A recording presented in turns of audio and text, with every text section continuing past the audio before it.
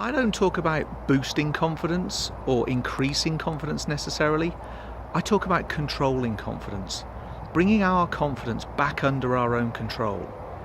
You see, true confidence is based on evidence. It's founded on evidence, built on evidence, not pep talks or affirmation cards or anything like that.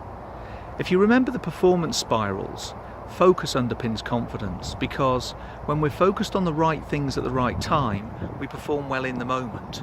And when we do that a few times, we then know that we can perform. That's the evidence that we use to underpin our confidence. If we want to take control over confidence, we need to choose which evidence we use. There's lots of potential evidence. Lots of people will use the results or the outcome. The trouble is that's not under our control.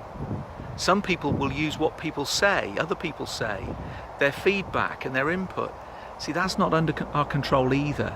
And actually, if those are the things that you use to underpin your confidence, you hand over the remote control for your confidence to other people, to situations, circumstances, and other people.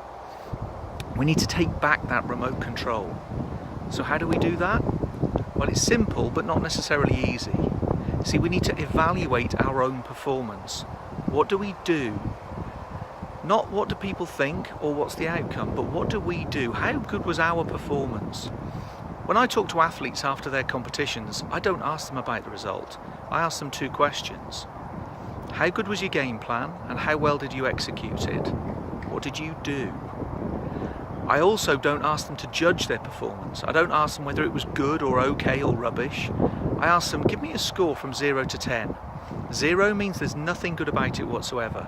10 means it's perfect, it's flawless, you can't improve it.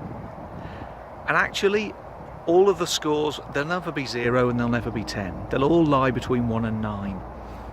And when you look at those scores, there's two parts. Let's say, for example, it was a 3 out of 10.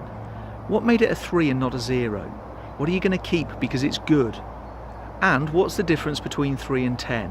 What are you going to improve? I then don't ask how you get to 10, but how could you become a 4 or better consistently? What do you need to do differently? Then we just go away and work on it.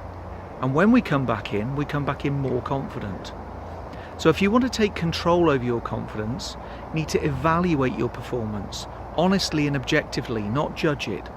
Don't judge yourself on your results or on what other people say, but evaluate what you did.